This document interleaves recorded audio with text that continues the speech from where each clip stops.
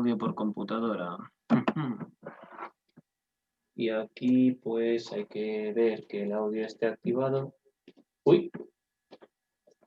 Porque este está desmuteado.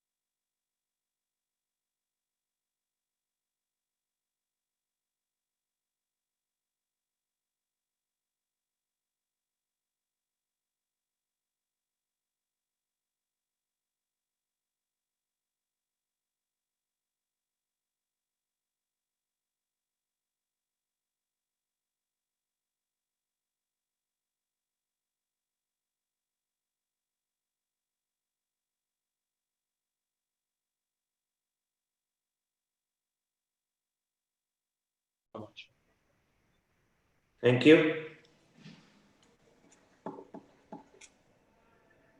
And now I would like to invite the leader of opposition. You have 5 minutes speech. Please go.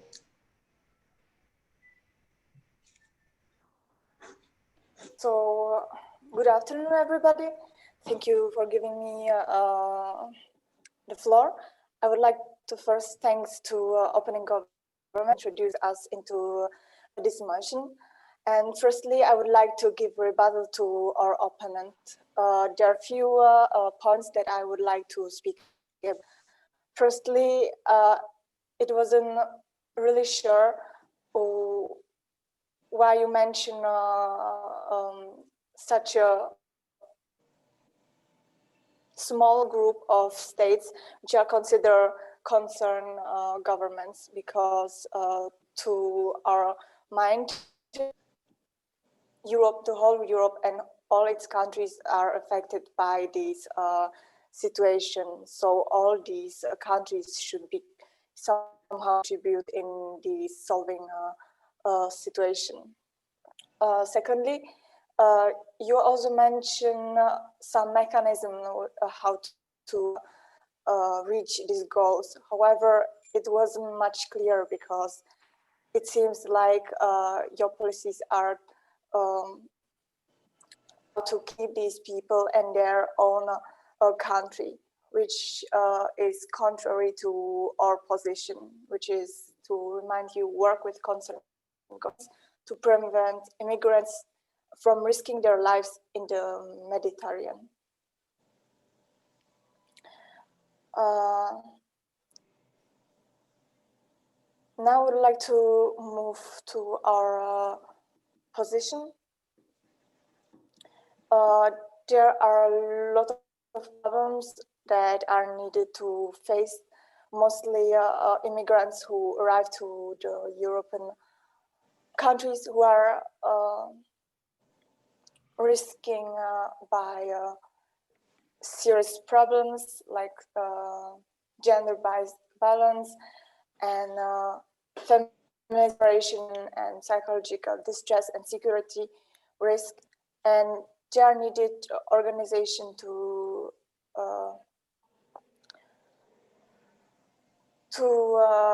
prevent these problems. There's one example of Operation Mare Nostrum, which was happening 1 year to prevent provide safety transition to Europe. However, it wasn't support from UN states, European Union states, as it would be predicted. So this is an example of initiative from Italian government. However, it was not supported from other countries.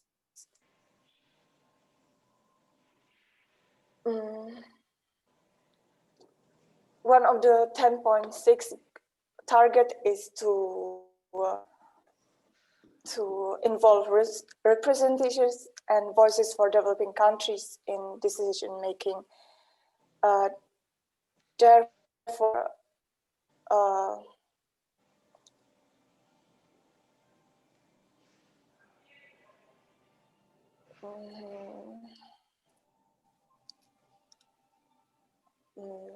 I'm sorry. No. Yeah. I'm sorry, I don't know. No. So thank you for the leader of opposition. I can see that Gabriela has just joined, and I wouldn't like to be obsessive for this. So our partner Zainab and David, if you don't have any problem to let Gabriela to do her role as a deputy prime minister, we can do this. If one of if you have a concern, we will ask Emily to continue or act her role. For me, it's okay, Mohammed, what you decide. Thank you. What about you, Zainab? Yeah, it's okay for me also. Great. So, Gabriela, you have to do your job and acting to speak as a deputy prime minister. You have just 5 minutes. Go ahead, please. Yeah, I'm sorry. I just have a really big problems with my connection. No problem. So, all the dear debattees from opposition and proposition and their judges, today we are discussing a really important problem, which is the risking of lives of people in Mediterranean when trying to cross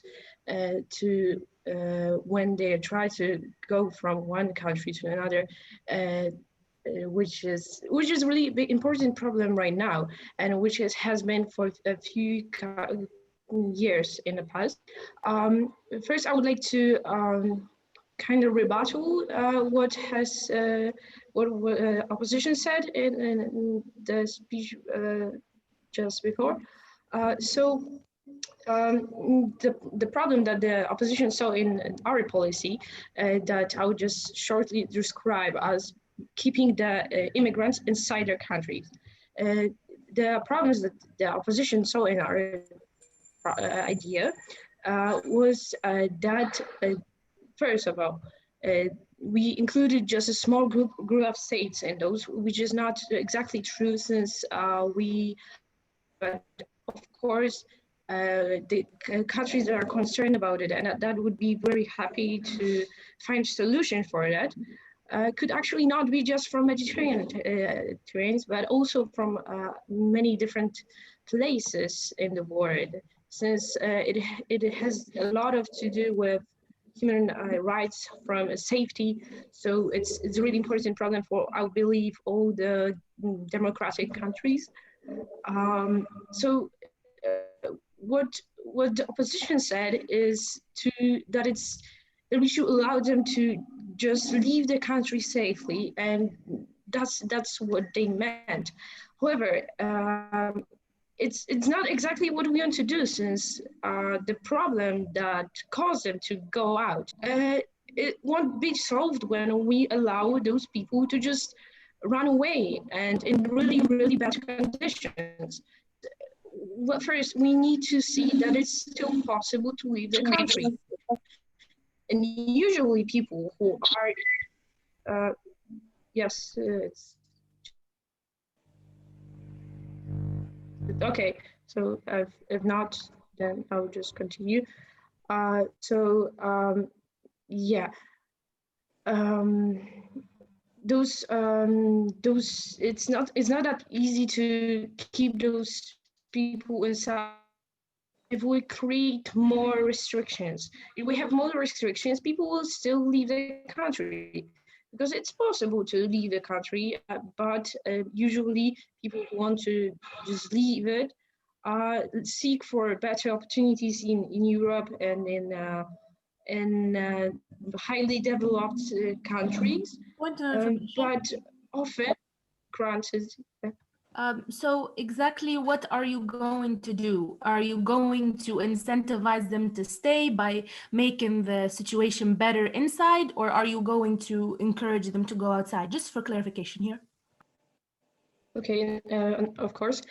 So what we want to do with our policy is to keep them inside and encourage businesses from all around the area to open up in those countries that have the biggest problem with those migration. To just have, because first we need to distinguish two groups, which is sometimes refugees and immigrants. So by immigrants, we mean economic immigrants that seek for a job, for better living. So which is the reason we want to, of course, we want to give that opportunity to those people to have a better life, but better quality of life, and create those necessary businesses to allow them to have more, have higher standard of living.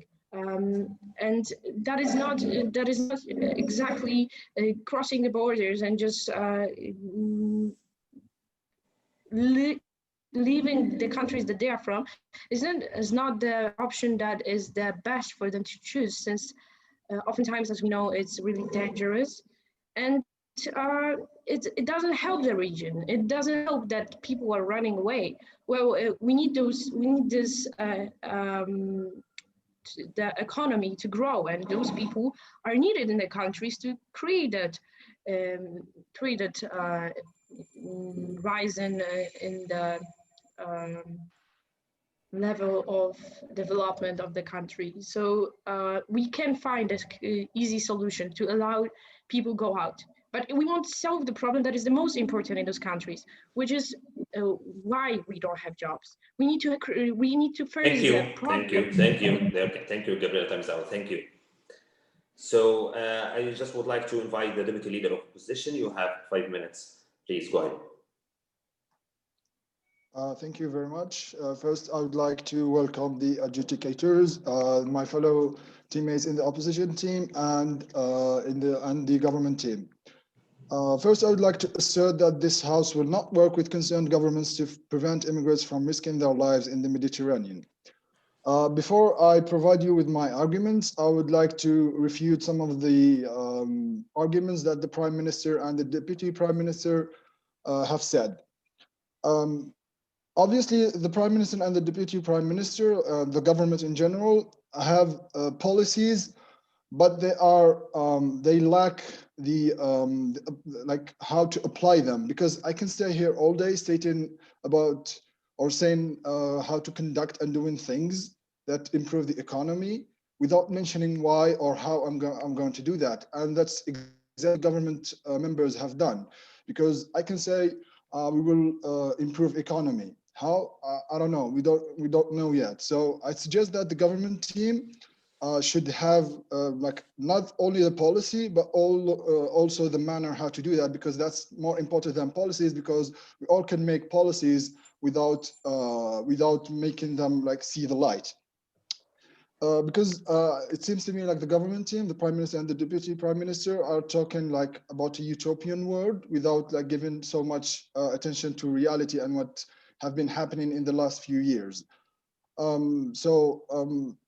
Just a question to the Prime Minister and the Deputy Prime Minister, if you could just like provide us with the plan, how to make an economical plan to keep immigrants here, because obviously governments have a lot of policies that have been implemented, but they didn't meet the right results.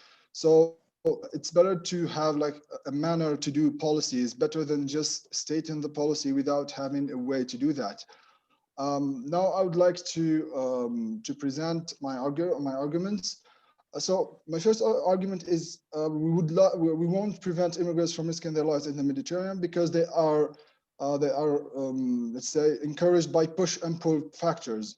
Push factors designate the reason for migrants to leave their country of origin, while pull factors are the reasons encourage them to come.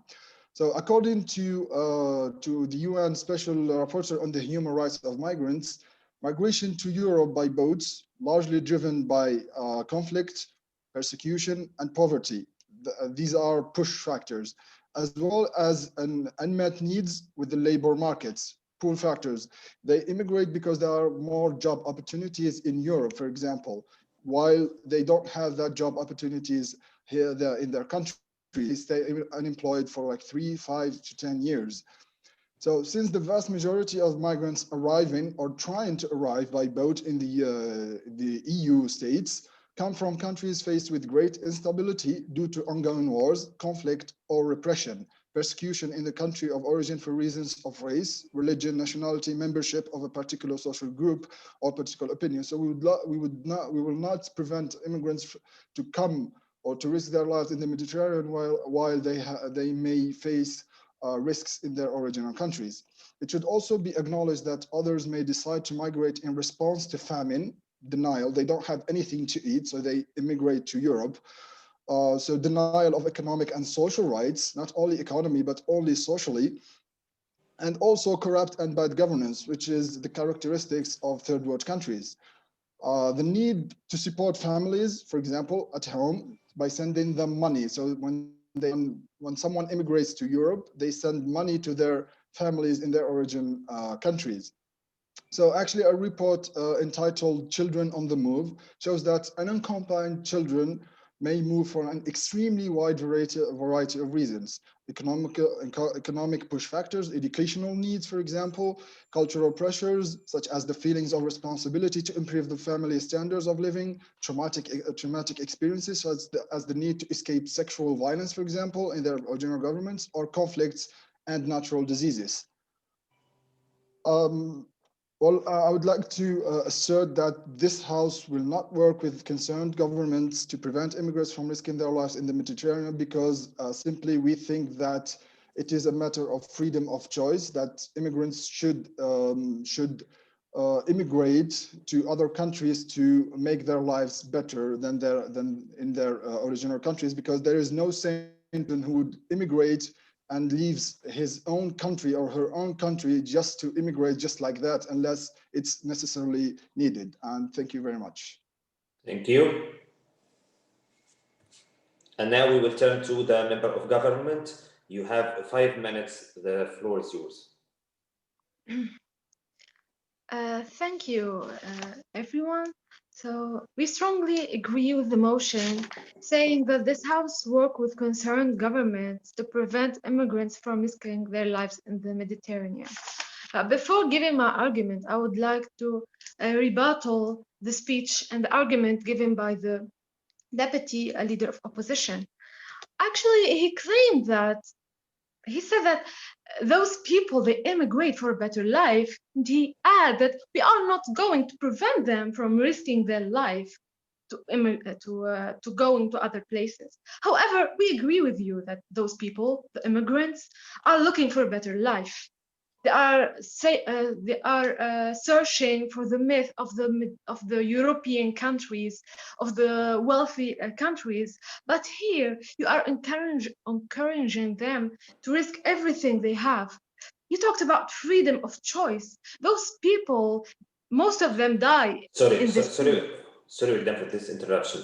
I just have a problem, maybe, or you, because I don't have your camera open. So may I ask for Zainab or David if you can see Wajdan or not, please? Yeah, that's great right now. So yeah, now it works. Okay, thank you. Okay, Wajdan, go ahead. Okay, thank you. So those people who are searching for a better life, most of them die in the sea. So here you are totally risking their lives. Those people, 50% of them probably will stay safe and 50% of them will die at the sea. If this is your solution to the poverty in the world, you want them to die? No, I refuse. You want them to die? This is what you want? This is the freedom of the choice you're talking about? The freedom of them choosing to die in other countries? We believe that their countries must take their responsibilities, not other countries in not other European countries. And we don't want them to die. We are preventing them because we want them to stay alive. And this is the most important thing, that we want their safety first and all. And now I will give my argument, which is political argument, because we believe that the concerned governments should prevent immigrants from risking their lives. I mean, from dying in the Mediterranean, because this act causes political issues between the Mediterranean countries. So, in fact, Europe has become the first continent in terms of immigration from mostly African countries, Middle East and North African countries. And those countries, they have issues. Those countries, they have a lot of conflicts, and so this immigration from them will cause conflicts on the borders and in more distant land. The main issues that we will find in borders are, for example, terrorism, violence. Those problems will cause security issues in those countries, in the European countries, as those people who don't have any legal papers. They will never work illegal in illegal businesses that might cause also violence, for example, selling drugs, stealing, etc. If they were caught at the border and sent away to their countries, it will be another issue. If they put them in jail for a while, then this country will become inhuman, and this is not a solution too. As an example, from the BBC website confirmed that from December 2011 and April 2011, more than 20,000 migrants, mostly from Tunisia, arrived to Italy, settling off a border crisis. So Italian authorities moved larger numbers of them to camps. And many of them went to France with papers provided by the Italian authorities. Then the French authorities refused them and sent them back to Italy. Italy couldn't keep a high quality security in the camps, causing range of violence there and chaos. This cause was a serious issue between the Italian, the French, and the Tunisian authorities, on whom must assume and take the responsibilities of those refugees and of those immigrants, sorry, not refugees, immigrants, who came across the Mediterranean Sea. So why do we risk the diplomatic relationships between the Mediterranean countries and cause a crisis between them? Then and we can even that can even cause the rejection of those people. That's why we believe that we must prevent this immigration, that we must also save those people, and we save them and prevent them from risking their lives in the Mediterranean. And thank you. Okay, thank you. Then we will go to the member of opposition. Yes, greetings. I would like to first start by pointing out a few points said by the member of government very passionately.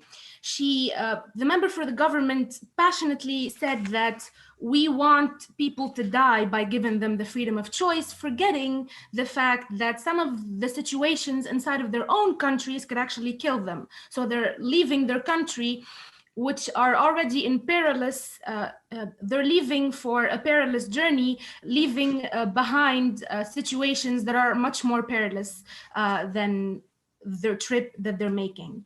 Also, the member brilliantly showcased the flagrant loopholes in their own policy, saying that concerned states are Palestine and the states named, and talking about the behavior that they go through from the receiving countries. That is why their policy is very lacking and not destined to the right direction. The opening side of our house has magnificently illustrated the deep-seated political violence and chaos happening in these countries, and we absolutely agree. We believe in the freedom of choice, but we will go further to saying that we will provide them with safety. Actually, I would like to go on further and say that the conflicts in these countries are deeply entrenched conflicts that go beyond economic tensions. Thus, instead of preventing them from going, we should protect them upon arrival. We should not prevent them from leaving. We should protect them upon arrival, because some of these concerned states that the Prime Minister has mentioned, Palestine and Lebanon, there are armed conflicts in Palestine and in Lebanon. It's not only an economic situation that we're dealing with. We're talking a war raging in Syria. We're talking armed conflicts every day in Lebanon. We're talking a lot of arms and a lot of armed conflicts in Palestine too, in Yemen, in most of these countries. There is extensive evidence also of violence. Point of information.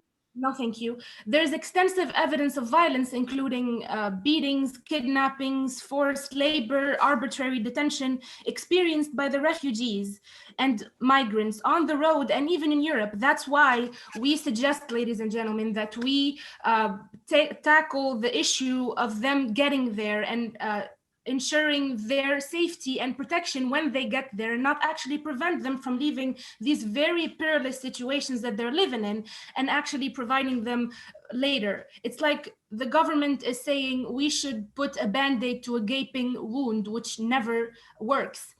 According to the UN Refugee Agency, the UNHCR, over 60% of the people who took this perilous journey came from countries torn apart by very generalized violence and not just economic problems. So like Syria, like Somalia, like Afghanistan, or from Eritrea, which is ruled by one of the most oppressive governments in Africa. So you see, this problem goes beyond policies of saying, yes, we should incentivize them to stay by giving them a better economy, giving them better life opportunities. That is not the main issue here. There is violence and war happening, and we should give them the chance to flee that and give them protection upon arrival. That is why we give this alternative. Our side of the government gives. Our side of the opposition gives this alternative instead of the policy that's obviously lacking. Thank you. Thank you. Okay, then I would like to invite the last speaker for the government team, the opposition, the government whip. You have 5 minutes. Good luck. Okay, thank you, ladies and gentlemen. We, the government team, we strongly believe and agree with the motion saying that this House will work with concerned governments to prevent immigrants from risking their lives in the Mediterranean. But first, I would like to refute everything that the opposition has said. First of all, they talked about how those people, those immigrants, are running from their countries. So this point was like a clash point because the three of them talked about it in their arguments. They talked about this point that they are running from their countries, these countries where we found war, where we found unstable situations, violence. They talked about Palestine, about Lebanon, about Libya, etc. So here we must focus that if they are running from the death in their own countries, they are going to another death. Because as I said, it's not certain that they will go and that they will arrive to the European countries. There is a big chance that they will die at the sea. Points of information? So, no, I refuse. So they are running from the death to another death. So this is your solution? Also, I mean, we must look for solutions. If for example, in the Middle East countries, in the North African countries, there are conflicts, there are wars, there are violence, I think that all the other countries should look for solutions for these issues. We must prevent the immigration of the citizens of these countries. We must provide peace in the MENA region. We must look for solutions for all those issues in the MENA region.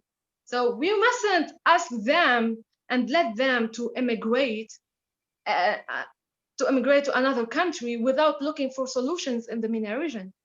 Also, you said that those people are living in armed, for example, an armed country. So how are you going to assure that the armed people are not going to the European countries, for example, that they are not going to immigrate?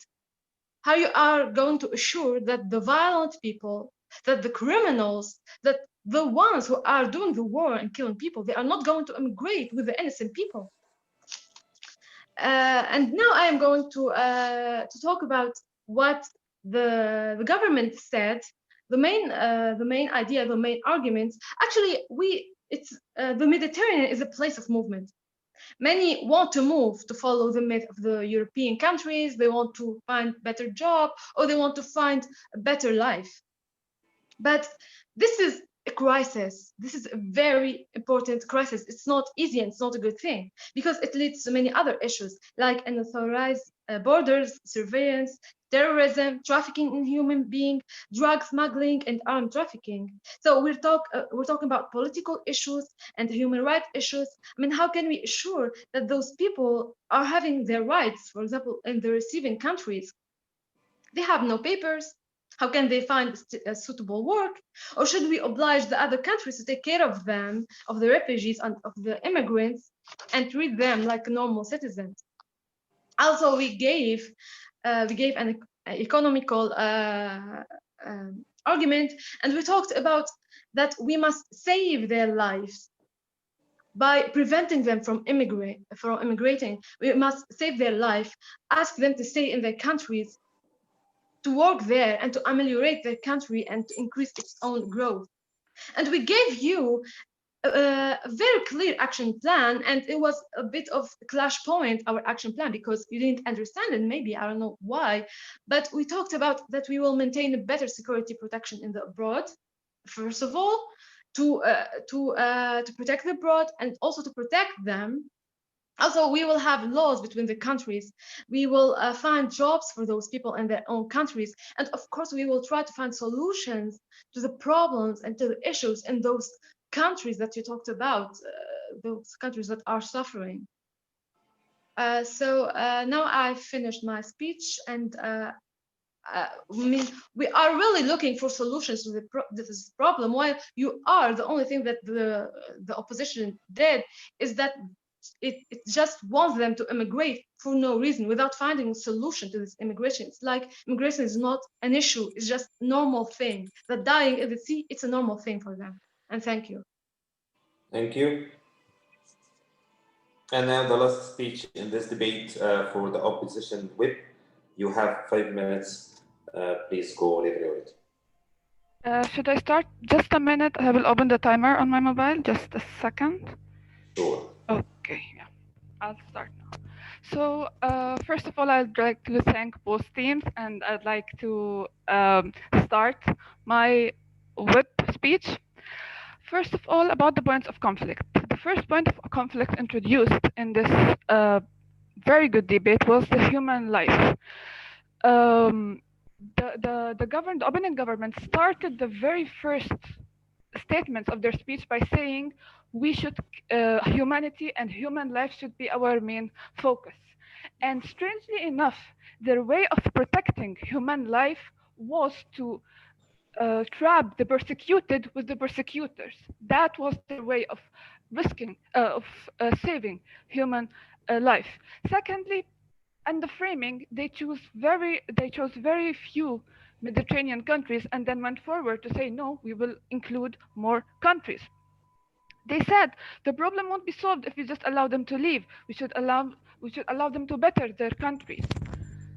To that I say, why do you think concerned governments or the governments with most immigration ratios are that way? Do you think concerned governments have the ability to just finish that, to just put policies that will end immigration? They didn't introduce any plan that will actually help facilitate their requirements. How will, oh, okay, sorry, I'll place it from far. How will this occur? How can we say that the resolution to save human life is by bettering the countries of the migration with no plan introduced? The second conflict point was the reasons for traveling. I totally believe that the government shot themselves in the foot by saying that the most prominent reason of immigrating is economical reasons. Well, that's not true. And I believe that the Deputy Prime Minister did a great job of introducing the reasons of immigrants, from famine to instability to persecutions to poverty to human rights to corruptive governments to sexual violence. What else are we what else are we wishing to put them in? What more reasons should they have to flee a country? We are putting them in a country that clearly doesn't value their lives, and we are waiting for this country to take policies to value their lives. The third conflict point is the point of risking their lives. Point of information. Okay, go ahead. Don't you think that we must find solutions to those countries? I believe we should find solutions to those countries, but saying we should find solutions is assuming that those countries are willing to change and that they have the ability to change. This is very assumptionist. We cannot assume that these countries really want to change. What if the people who are immigrating, their values contradict the values of these countries and they are being persecuted because these countries do not agree with their values? How can we assume that these countries want to change? The member of government said that we are willing to put people's life in, are wanting to risk people's life to let them die. I would say to that, isn't it a human's right to seek better humane life for themselves if they feel like the life they are living in is already hell? If they feel, how are we protecting them by keeping them in the country that's persecuting them? The questions remain unanswered. Now I would like to go to the speech of my friend in the closing government. The closing government gave great options. Instead of letting them stay in the persecuting countries, why not assure that they will not die in the sea? We will ensure safe transportation and welcoming countries to go by, to find them when they come. And to the point where they said that how can we ensure that terrorists are not fleeing? If by their policy you are saying that, okay, let terrorists stay in the persecuting countries, like this point is totally invalid. I would like actually to end my speech by two quotes. One quote, which is the major point of this, that the government team clearly missed, by Worcestershire, the British writer, saying, "No one leaves home unless home is mouth of a shark." And finally, migrants and refugees are not pawns on the chessboard of humanity. They are children, they are men who leave or who are focused to leave their homes for various reasons, which is a legitimate desire for knowing and having, but above all, by being more. This is the quote by Pope Francis. Thank you so much. Thank you. So guys, thank you for this debate. We have to leave the room right now in just 15 minutes, and then you have to return back, please.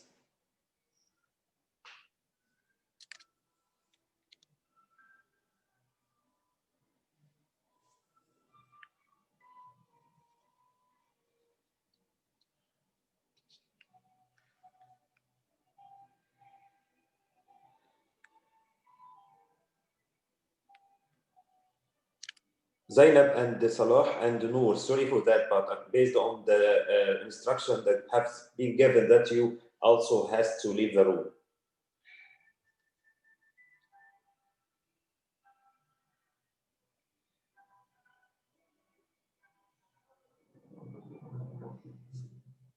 Zainab or Salah?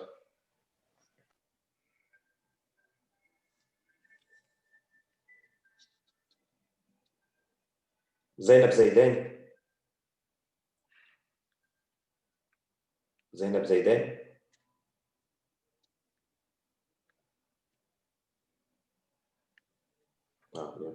Sorry, maybe Albert can help ask Yes, Zainab please. to leave. Albert, are you with us? Sorry, I just want to say something. Good luck, of course, but this is a silent session, so we're not giving back any. We're not telling who the winner is. I will just get the results, and it's all going to be announced later on. And, We give feedback. Right.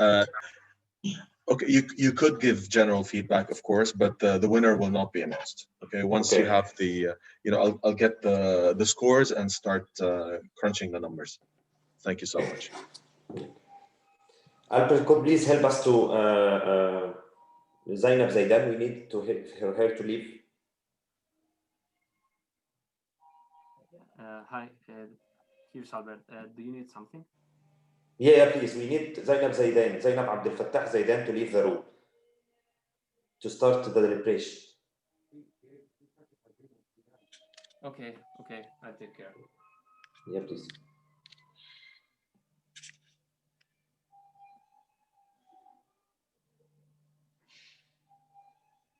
Can you repeat the name, please? Okay. Zainab Abdel Fattah Zaidan. Yeah, thank you, Albert. Thank you. So David and Zainab, we have a very limited time to announce that. We're not announcing, we have to do such a simple debriefing. I know that this debate may be disappointed to some of you because we are expecting from them a lot, but we didn't get the much arguments or even rebuttal that we are waiting for, especially in such fruitful and rich topic. And I believe that personally that this debate, this round or this debate is maybe clearly below the average. But we have at the end to select or to rank the best team in this debate and the lowest score team in such a debate, and then I can manage the scores. So because it has to be ladies first, I have to ask Zainab about this. What a gentleman. Sure. What is the best team that you find this? And even if you have confusion about one or two teams, we can discuss. We have to nominate the first one. Okay, so the first one for me is the closing opposition. He ranked first. Then the second team who ranked second is opening opposition. The third team, opening government, and the last team is closing government. But actually, I'm confused with the last, third, and fourth, and we can discuss it after the result. Okay, great. For me, I agree with you only in one. Before listening to David, personally, I select or I nominate the first or the winner. The best team is the closing opposition. I don't know, David is agree with us or still, David, you have another option. We selected, so we agree, me and Zainab, for the closing opposition were Sarah and Nuran to be the winner. Yeah. I don't know if this is your nomination as well, or you agree with us, or we have another option. Closing opposition is the first one for you. Yeah, me and Zainab. What about you? To me, everyone was way far below average. But apart from that, I did like Adnan's speech. Me too. Kat, I'm sorry for her. She felt the pressure and everything, but I believe that Adnan by himself, he was way more over the others. So to me, may I share with you the score of Adnan personally, because I gave him the best score in this debate. But at the end, her partner did not continue for just one minute to half. So personally, I gave him the best score. But at the end, when you calculate the total score of the team, you can find that her partner affected him to not winning this. I agree. The partner actually affected a lot. Yeah. And they didn't say anything. Lux hesitated, no argumentation or even a good rebuttal, and they finished at 1 minute 45 seconds. So it's weird. That's why, David, I exclude this team as a whole, despite the good performance of Adnan. Yeah, you didn't feel the teamwork, like someone is good and the other is not. Yeah, sure. And I will talk with Danny about this because I feel that this man or Adnan could be a very good debater in the final. But he has to find a solution to get another one or another partner. If this team went already and go to the semi-final, I will ask a recommendation for Danny to find a backup debater for this man, because I feel that if he have a good partner, they will win this competition, definitely. Agree. Yeah, so, but like really like, if it's two, I mean, it's okay, but like to me, like Nuran and Sarah, like great. Okay. we're not, So Nuran and okay, so we agree that Nuran and Sarah is the first team, and what about the second team? for me, it's the same. Like really, I will kick out all of them. You see, so really like. Okay, so you can let me and Zainab to choose, because all of them is under average for you. Nothing different. Oh no. Okay. Okay. Sarah, sorry, Zainab. For me, as just David said, I try to tackle this hassle by finding the best team all over these teams, and I agree with you that Sarah and Nuran and David, that they are the best. But at the other three ranking or positions, I nominate Wujdan as the second, and then Wujdan who's closing the opposition, and then I nominate Emily and Gabriella for a third position, and the fourth one is Adnan and Katrina. Do you agree with this, Zainab, or you still actually, have other suggestions? Your voice Since we agreed on the winning team. Yeah, okay, so your voice actually disconnected, so I missed what you have said. So could you repeat it in the second place, who you ranked? Wujdan, the closing government, the team that you voted the last one. Yeah, okay, so I didn't actually vote for them. Actually, she did some of the part very good, but she didn't take like a new position or yeah. So so of that I actually exclude them, despite for me like they master some like rules like arguments and refutation, but actually they didn't take a new position as the closing opposition. So of that I actually excluded them to the end. But she, at least she tried to summarize in the fourth position to somehow more than, yeah, I give her a good score in the fourth position. So anyway, who is the second team for you? For me, I was the second team. I put opening opposition because, like as you said, Adnan actually did very good. So I put them second.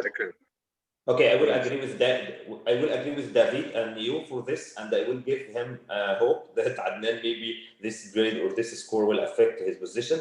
So the second one is opening opposition, right? Yes. Great. What about third? I put opening government, but they are like about 1 or 2 marks difference from the closing government. But the thing that, as I said for you, I didn't put the closing government in the third rank because they didn't like make a new position and fulfill the rule. Okay. Like David what just said, I cannot find any argument, and even for any definition and even a repetition for the opening government. Accordingly, I couldn't put the opening government in the third place because Emily just gave some sort of definition. Okay. I will write government. Then the fourth one is Actually, maybe we could put the opening government the last thing, because the second speaker was the deputy prime minister. She like didn't make any argument, and at the same time she took all the time in the rebuttal, and she didn't actually do it that well. So yeah, maybe we could make them the last. Great. So we are agreed right now that the first team or the winning team is the closing opposition, Adnan and Katrina. The second one, based on your recommendation, you and David, the opening opposition, which is Adnan and Katrina, sorry, opening opposition, the second place. The third rank is for the closing government. Then the fourth place or the losing team is opening government. Great. Great. Agreed. اتفقنا. Thank you.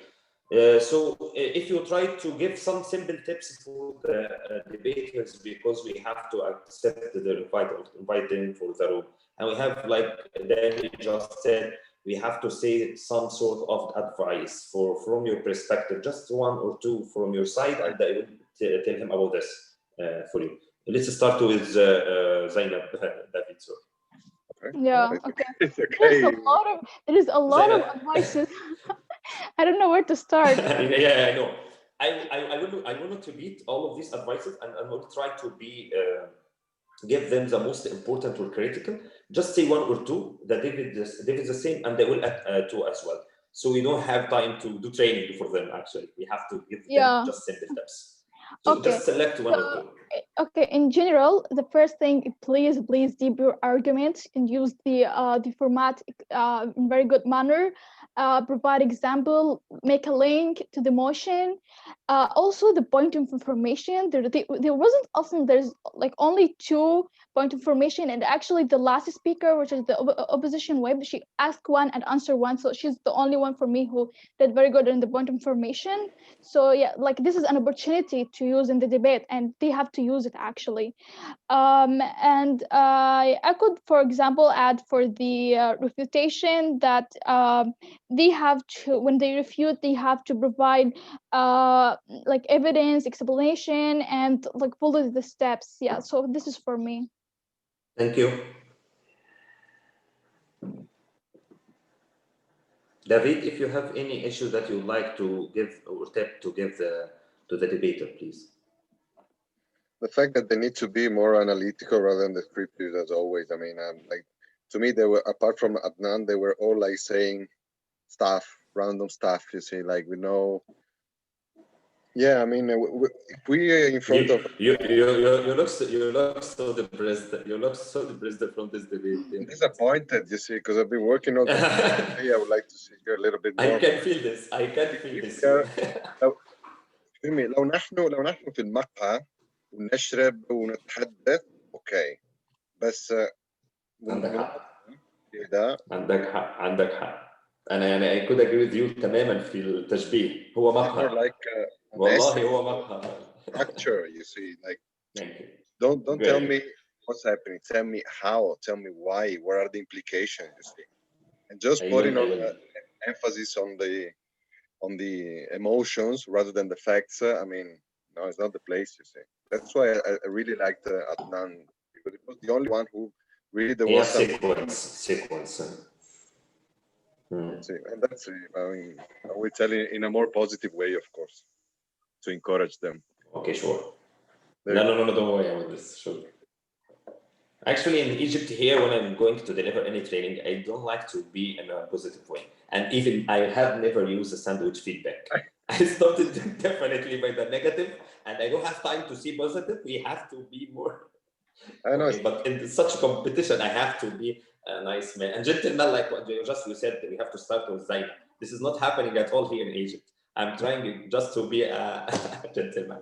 Well, actually, Mohammed, I'm from Palestine, especially Gaza, so we are neighbor, and I could say that Palestinians here in Gaza are so affected with Egyptian culture, so I know the culture better. I know this. Okay. So, Albert, if you could help us, please, to invite all the debaters. We are ready to give them a quick or a short feedback. Please go ahead. Okay, we'll allow them in. Thank you. Mohammed, I will send the scores to you via email. Yes, please, Neil. Yes, please, the same. And if David, if you would like from my side to just rank and do like what we agreed before, I don't have any problem. Yeah, I think you have to include all of our scores and make. I will do all this calculation. Don't worry. We are starting to receive the people. Okay.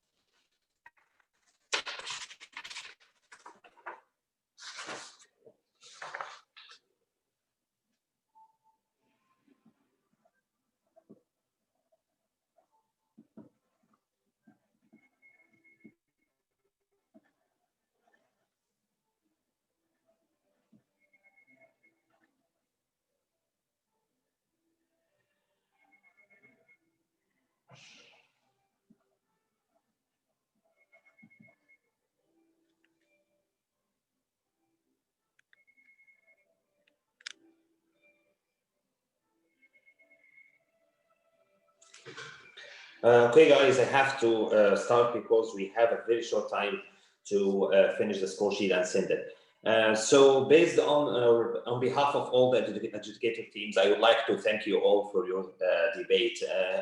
I promise you that we will have a winning team in this debate, but we just received a notification that this will be a silent session and we will not announce the winning team.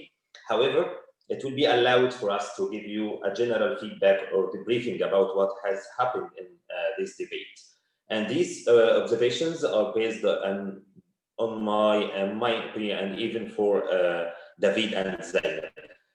Firstly, you have guys to deep your argument. It is very important to use the strategies and how to formulate a full argument and trying to do some simple exercise even with your partner before starting off the debate.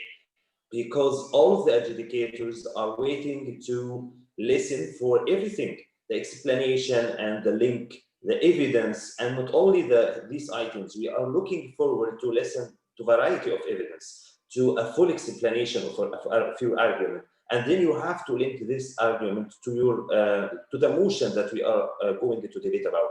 So please, for any other debate, try to write down your argument, read it carefully, make sure that you give a clear explanation for your argument or a clear claim, then a clear explanation using a variety of evidence, and then you have to link this to all the to your position and to the motion. Because all the adjudicators all over the world are looking to see or to listen to such items, because otherwise you are going to speak anyway and you don't provide any argument. And this is a difference between you as a good debater and someone else who didn't know or have no idea about debate. So argument is one of the core issues that we have to train ourselves a lot about. And we have to make sure that we state a good argument. The second one is a point of information. This debate in general lacked many points of information. We are waiting for or looking forward to see or to listen to many points of information. Even during your speech, we are waiting for anyone to ask or to give the permission for someone to receive a point of information, because point of information is a major pillar of clashing that is welcome for the debate, and all the people, the audience, the adjudicators are waiting for to see how you have some sort of a clash in your ideas, trying to prove that you have the right argument. And then for the repetition, the same like argument. Repetition doesn't mean, guys, that you have to say I am or I disagree with you. This is not a repetition. The repetition is trying to just mention what they said, and whether you agree or disagree. Of course, you will disagree, and then you will explain more in a variety of methods that why you disagree with them, why you are not able to believe in such an issue that they just said. So when it comes to repetition, please give the repetition time and effort to do more stronger repetition. And the most importantly thing that when you are going to have a debate, please be careful to give analytical speech as a whole. I'm going to talk about 5 minutes. The 5 minutes to try to do analytical speech, not random speech or not defending an idea without having some sorts of items, as you may know. And then the last issue is the last speaker in the government and the last speaker in the opposition. Guys, please be careful that your major rules are firstly to summarize all the arguments that have been said during the whole debate, not only the team or your partner arguments. You have to summarize and let people know what all the arguments that you used during the debate. And the second issue, and the most importantly, is the clashing points that happened during such a debate. When it comes to clashing points, I mean the strongest repetition that you may have, the strong response to the point of information, or the strong point of information that you ask or that you raise, trying to tell the audience or the adjudicators why should you win. This is very important at the end of the debate. Personally, I used to enjoy the last speech for government or for the opposition work, because it is very, very important. The last impact that you can give to the audience everywhere is to just summarize what happened during the debate. Otherwise, we got some good arguments during this debate, some good points of information, and some others responsible point of information. As I just said, this is a silent session. There is no score or no announcement for the winning team. But on behalf of the education team, I would like to thank you all for this. Thank you, guys.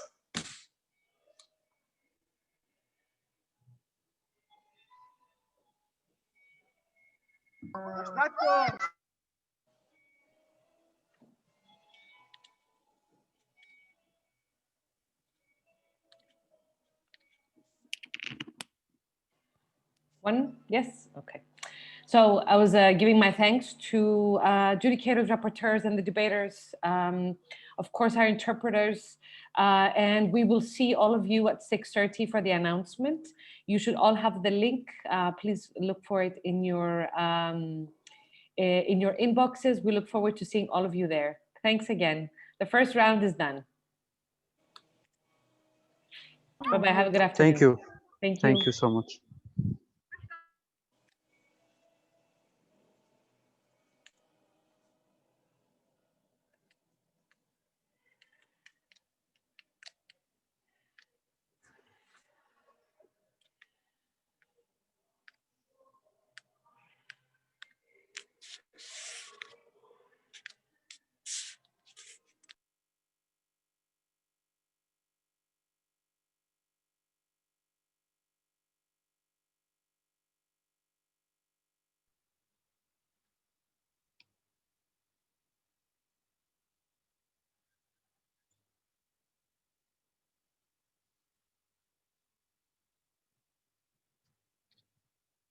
Sorry, hello, are they gone?